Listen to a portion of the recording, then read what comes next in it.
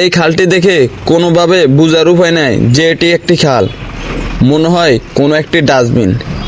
এই খালটি হলো চাঁদপুর জেলার কোচা উপজেলার রহিমানগর বাজারের পাশে।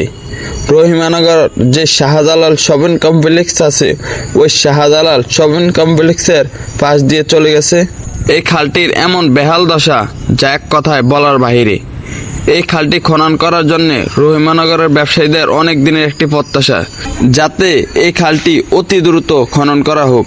কারণ এই খালটি থেকে যে একটি দুর্গন্ধ বের হয়, এই দুর্গন্ধের কারণে এখন রহিমানগরের বাজার ব্যবসায়ীদের ব্যবসা করে মুশকিল হয়ে যাইতেছে।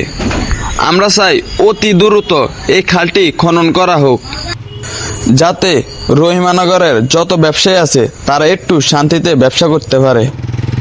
তো সবাই ভালো থাকবেন, সুস্থ থাকবেন, আর ভিডিওটা ফলো দিয়ে বেশি বেশি শেয়ার করে দিন, যাতে অতি দ্রুত এই খালটি খনন করার কাজ শুরু হোক।